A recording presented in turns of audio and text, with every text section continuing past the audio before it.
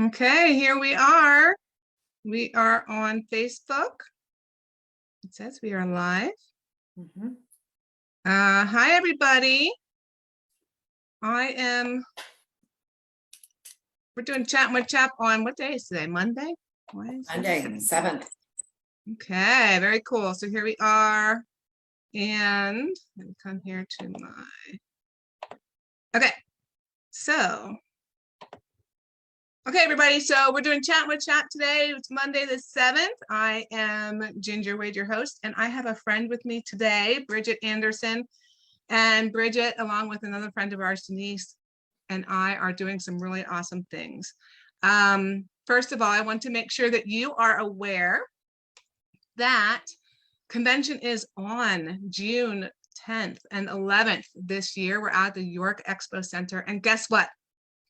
Registration opens on the 15th, so it's coming up really soon. We have an early bird, and it's only going to last for 2 weeks.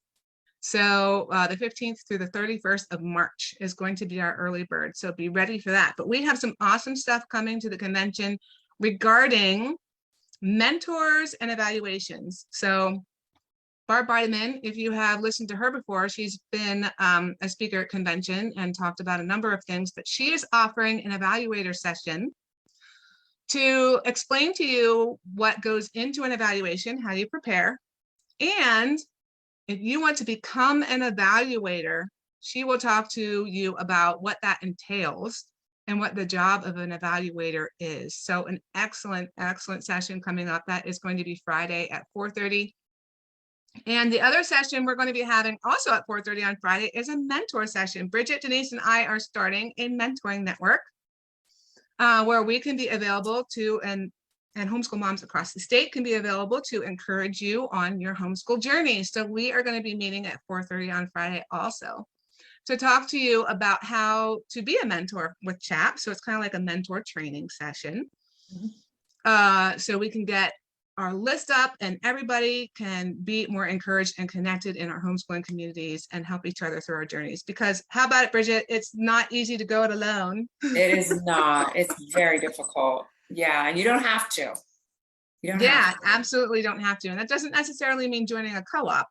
But walking along beside someone, with someone is so valuable. So Bridget here is going to talk to us about herself, and then I have a few questions for her so you can get to know her better as she is joining in me in this new mentor venture. So go ahead, Bridget. Okay, hi everybody. So I am a veteran homeschool mom, and it is with great oh my gosh, love in my heart that I say that. I never had heard of homeschooling, and I never planned on being a homeschooler. I was a teacher by training, and the Lord really put it on my heart over and over and over. And it took me about 3 years to listen to him. And so with lots of family discussion and praying, we withdrew my oldest from public school, and she came home and started with homeschool in 4th grade. And then my youngest never went to school. So, we all told, I did homeschool for the full 12 years, but I had a lot of help along the way. Help really in the form of finding different co-ops and homeschool schools to help me out when they got a little older. But what I was really missing was somebody that I could pick up the phone and call when I'd have one of those days. And I had a lot of those days, especially in the beginning, and I felt overwhelmed by homeschooling. And so many days where I think, what am I doing? What am I doing? Right? Or what have I done? Like, it's just that was almost a constant question. And I can't say that it went away completely. And I think if it goes away completely, then that's not good either.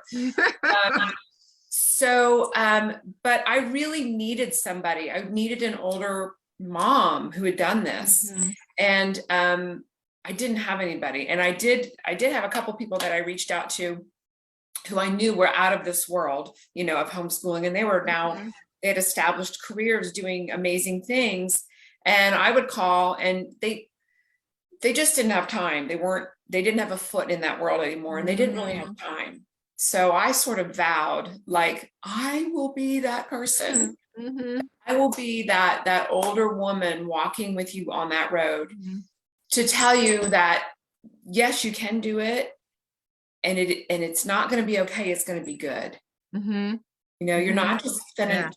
survive it. Your family is going to thrive in it. Yes. Yeah. So, Absolutely. Absolutely. That's awesome. So, and that is so important. All of it, there's so many. Now we're like in a second generation homeschool kind of a yeah, situation. There are so many veteran or alum homeschoolers out there with so much experience and knowledge and know-how and help that they can lend, that they can give to others. And sometimes we just don't know how to connect, right? right. So this is one of the things we're trying to do, is to create a kind of a connection, a way to connect Yeah. and get that help. So what was the best question that you weren't asking while you were homeschooling, like in your homeschooling years? Yeah, what was it that you, I don't know, either didn't have the courage to ask or just didn't think to ask or Didn't should have know. asked? Yeah, didn't know. So I can tell you that it's not just in my homeschooling walk, but in my Christian walk as well. So the best question I never asked was, where are you, God? Where are you in this? Mm-hmm. And I feel like we ask why all the time, but we don't ask where. And, you know, it's just been such a huge thing in my life to learn to change that question and to give up the need to know why. Because God, many times I've found, it's not that he can't answer why, it's that he does not answer why. Like, his thoughts are higher than ours and his ways are above ours. And we can't grasp and understand. And so asking, when I really, God put in my heart Jeremiah 29:13, which is, look for me and you will find me. And I remember responding like out loud, like, where? Look for you where? Yeah. Everywhere. Like I just heard that in my spirit, everywhere. Look for me everywhere. And so homeschool was a training ground for me to really learn to ask God, where are you? And to look for him everywhere. And it's life-changing, and it's freedom. And so, you know, you have a lot of issues that come up when you're homeschooling. And I had, you know, we certainly had, it was not all rosy days. And I had two really bright daughters, and one had ADD, and I didn't know it. And I thought, well, you don't have ADD. You're really, you know, you're doing really well. And I thought you had to like be struggling academically to have ADD. So she also had like a learning disability. And my teaching style was not lining up with her way she needed to learn. Yeah. And so, you know, I got caught in the why a lot. I got caught in like, well, why is this happening? Why does she have this problem? And you know, you could go track all that down, but it's not going to help you. It's not going to help you really. So when I gave up that question, and it took me a long time to give up that question and to really start asking, where are you, God? I got all kinds of answers. I got so many answers. I wrote a book about it. So when we give up why and we replace it with where, God is so eager and so faithful to show us that. Yeah, because he's all over. I love that you were saying that. He's like everywhere. Yeah. He's everywhere. It's just being able to open our eyes to see it. Yeah. To see where he is and what he's doing. Wow, that's awesome. What a good question. What a good answer too. It's really encouraging, because it's not only homeschool. I mean, that's forever and always. And when you can teach that to your children too, then you're helping them through their forever and always. Oh yeah. And, you know, that is such a wonderful thing to be. And you know, the first question in the Bible is, where are you? Where are you? Right. And yeah. And so he wants us to ask, where are you? Where are you? And he wants to be found. He's not hidden from us. He's hidden for us. Yeah, seeking you will find. Absolutely. Absolutely. Oh, that's awesome. Very awesome. Okay. So number 2, what was the most impactful encounter you had with God during your homeschool days? Do you remember Okay. one in particular? Or Yeah. This is where it gets real. This is where you see I'm very willing to be completely open and vulnerable and show you all my not so pretty sides. yeah. And I had a real problem. My daughter and I, we were like this when I started homeschooling. And I really felt like it was her problem. And I kept thinking, well, if she would just do this, then, right? And so that was the first, probably, from the fall to Christmas time, our first few months of homeschooling was really difficult. And I every day would be thinking, well, I'm not doing it anymore. I'm not doing it. I'm putting her back in school. And so I gave myself a way out. Like I kept thinking, oh, I'm going, I'll just stop. And I felt like it was, I'm sorry, but I felt like it was all my daughter's fault. Like she wasn't cooperating with me. But really, and I can't even tell you how, but God really got a hold of me one day very abruptly and let me know that it wasn't her, it was me and my heart and how I was regarding things. And he's like, you need to soften. And I remember this conversation because I was like, because I was a teacher by trade, right? And I was so worried and so scared that I was going to mess up. Yeah. And I was going to forget something or leave gaps, right? And my kids would suffer because of my inability to be everything that they needed. And that's a lot of pressure we put on ourselves. Absolutely. Right? So like if you're leaning on yourself and you're trying to source all of that, it's impossible. But God so sweetly, this is what he said to my spirit that day. He said, you cannot mess them up more than I can fix them. Oh, that's awesome. And Ginger, that was like chains falling off of me. And it just freed me. And it let me know, like, it's okay, you've got it. You're the one that's filling everything in, not me. Right. So I just had to put forth my best every day and not worry about it.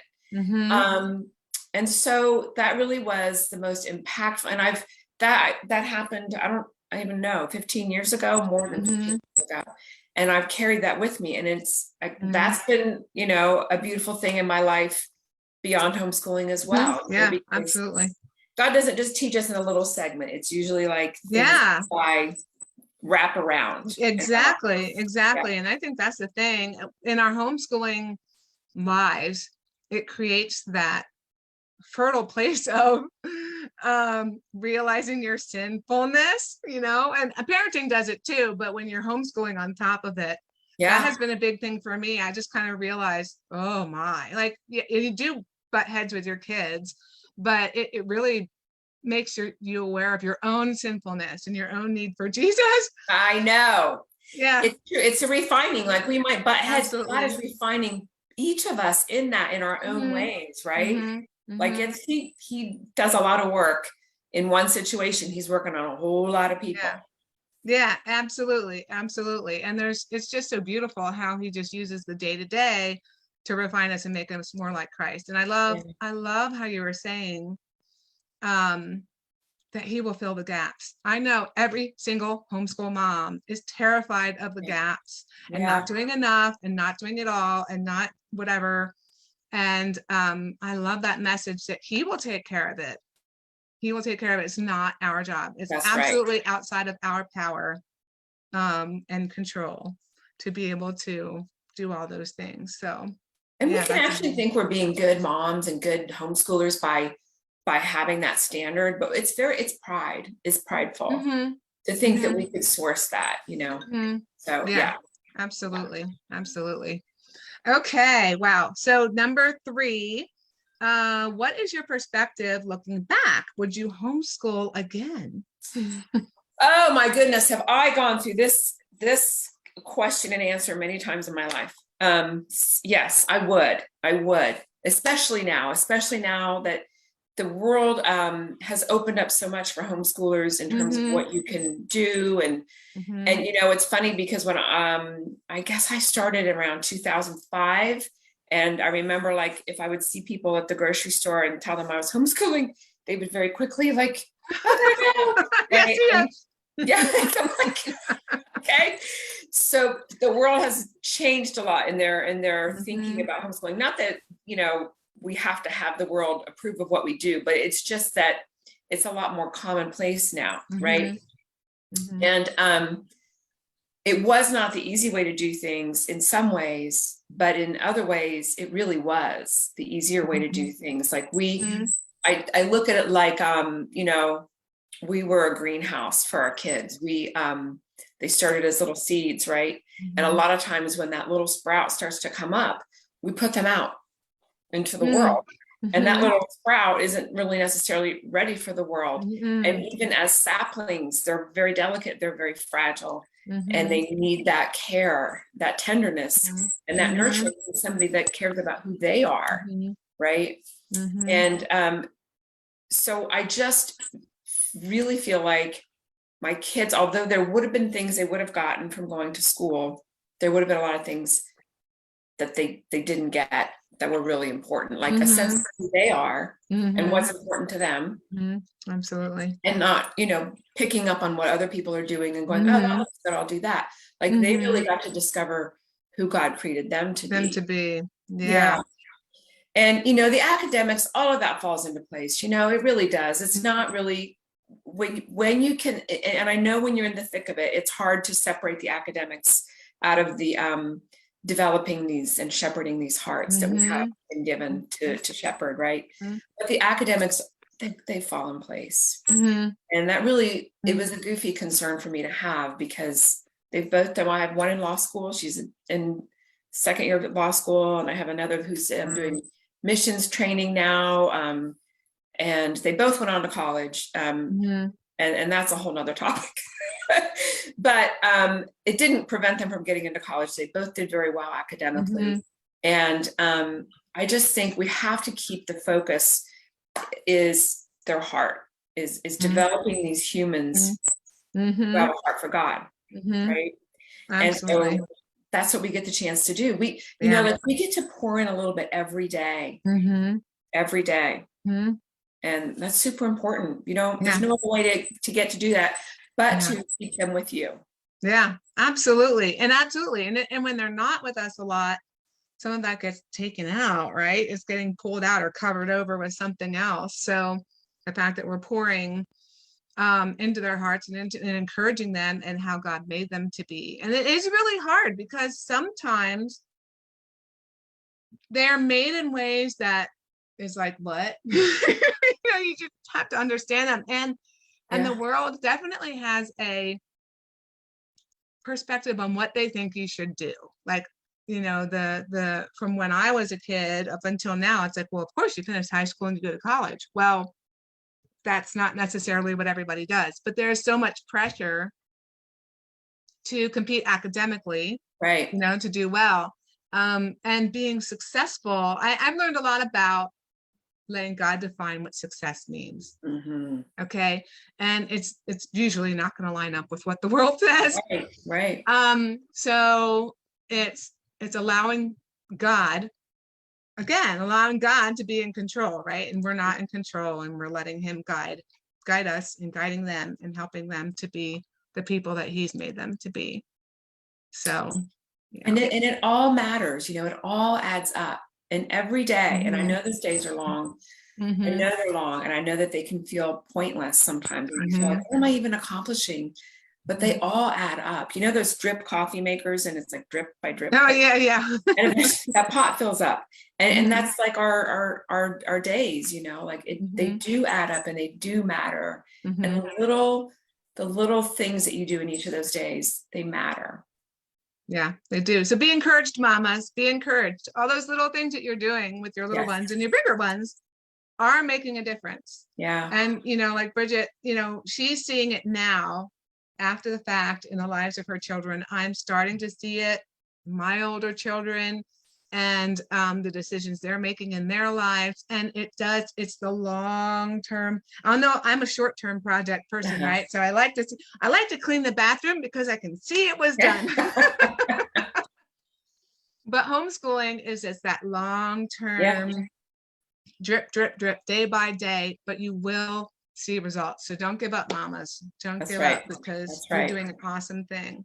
So I want to remind you all, we're going to be wrapping up here, but Bridget is going to be with me at convention. We are going to be part of a panel discussion also that is going to be at 3:30 on Friday. And you can come and bring your questions. So if this brought up any questions, Yeah. or you had other questions in your pocket that you want to ask, come on out to convention and we will be there to answer those for you and just share more from our experiences, whatever you'd like to hear. And then we will also be at that 4:30 session about mentors, where we will be training people who would like to be in CHAP's mentor network. So if that sounds awesome to you and you want to be a part of that and help and serve homeschoolers in that way, you can always write into us on our contact form at chaponline.com.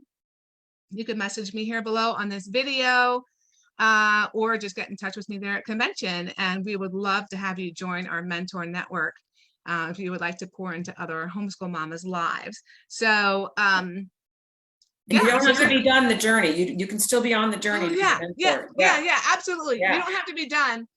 Finished mamas would be great. Mamas where I'm at, where I had kids from post high school for first grade.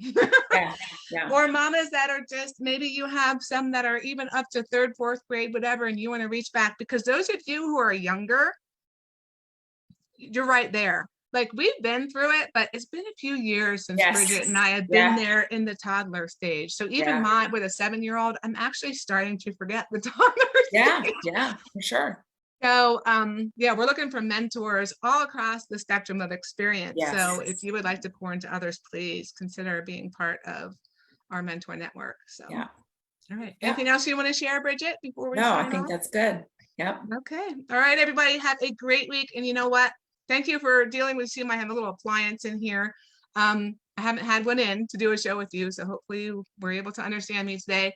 I will be coming back on later in March with Sarah Collins, who is an OT specialist. She spoke at CHAP last year. She's going to be on our panel also this year. So we will be talking about how important play and activity is for your children and their development. So you're not going to want to miss it. We are, actually, let me see.